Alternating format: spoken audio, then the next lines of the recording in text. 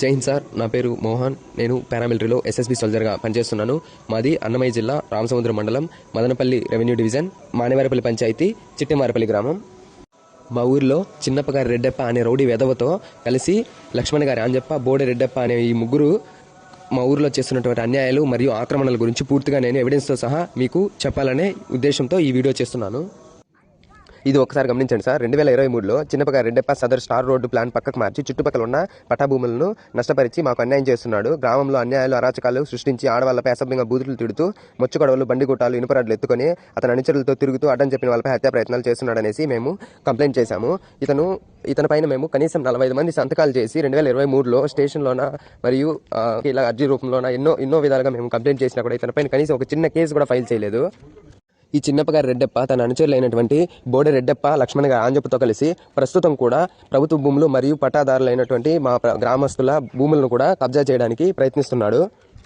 ఒకసారి ఇది గమనించండి సార్. ఇది వీళ్ళు చెరువులను ఆక్రమించుకున్న దానికి ఒక చిన్న ఎవిడెన్స్.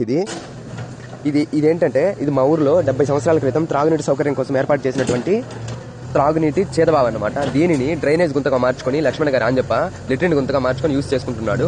అది తెలిసిన అధికారులు స్పందిస్తున్నారని గమనించి ఆ చేదబావిని పూర్తిగా కొల్లగొట్టి పక్కనే ఉన్న సిమెంట్ రోడ్డుపై వేసి పూర్తిగా సిమెంట్ రోడ్డుని పూడ్చివేశాడు.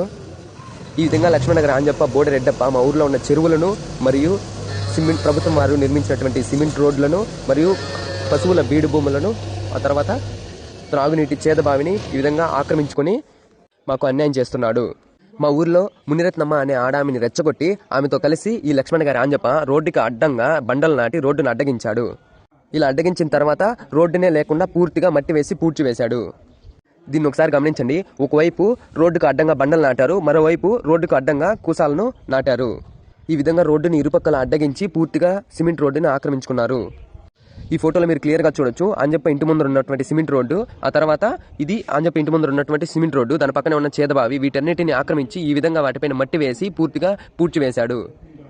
దయచేసి కనీసం వీరు చేస్తున్న అక్రమాల గురించి మరియు అరాచకాలను ఇప్పటికైనా ప్రభుత్వం వారు గుర్తించి వీరిపైన చట్టపరమైన చర్యలు తీసుకోవాలని కోరుకుంటున్నాను. ఇలాంటి రౌడీ వెధవలకి, ఆక్రమణదారులకి బుద్ధి చెప్పి మాకు న్యాయం చేయాలని కోరుకుంటున్నాము.